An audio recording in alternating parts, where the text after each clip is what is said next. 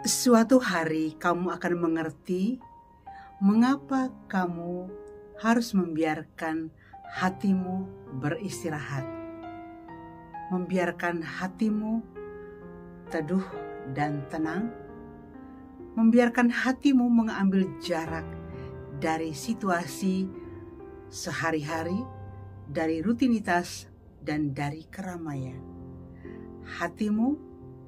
Hatiku membutuhkan saat untuk beristirahat. Saudara dan sahabat terkasih, jumpa lagi dengan saya di Rumah Iman. Salam sehat dan salam damai sejahtera untuk kita semua. Tidak ada gunanya untuk mencari ketenangan di hati seseorang. Tidak ada faedahnya mencari ketenangan dalam dunia medsos. Tidak ada manfaatnya mencari ketenangan pada siapapun dan pada apapun. Memang idealnya adalah mencari ketenangan di dalam Tuhan, dan akhirnya kita berkata bahwa Tuhan, Engkau cukup bagiku. Tetapi bahwa di dalam hidup sebagai manusia di dunia yang nyata ini, selain pertama dan utama kita mencari ketenangan di dalam Tuhan, kita dapat mengekspresikannya dengan memberikan waktu untuk hati kita beristirahat. Entah sejenak, entah beberapa waktu, agar hati kita menjadi tenang, teduh kembali.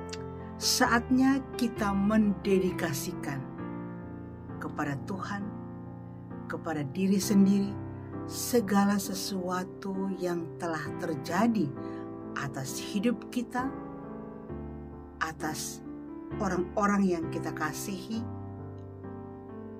dan saat itulah kita akan mengalami dan merasakan bahwa tidak ada penderitaan yang selamanya, tidak ada kebahagiaan selamanya, karena semuanya adalah punya waktu masing-masing.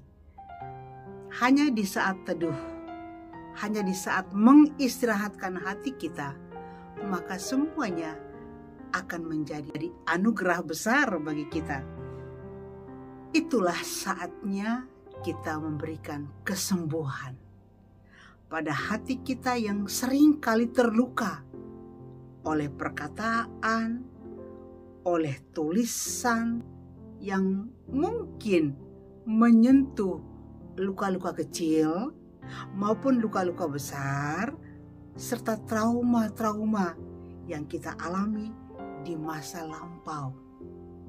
Saatnya memberikan istirahat kepada hati adalah saatnya juga untuk memberikan kesembuhan bagi hati kita, kesembuhan juga bagi pikiran kita, kesembuhan juga bagi tubuh, bagi jiwa kita yang telah melewati begitu banyak duri-duri, kerikil-kerikil yang tajam di dalam hari-hari yang telah berlalu, di dalam waktu-waktu yang telah lewat.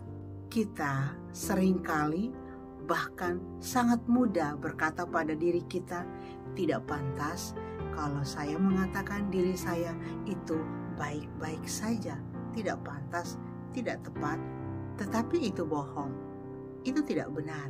Jangan terlalu percaya dengan apa yang dikatakan oleh pikiranmu, terutama ketika itu adalah hal-hal yang sangat negatif. Kamu pantas bertumbuh, berkembang, mekar kembali dan bersinar untuk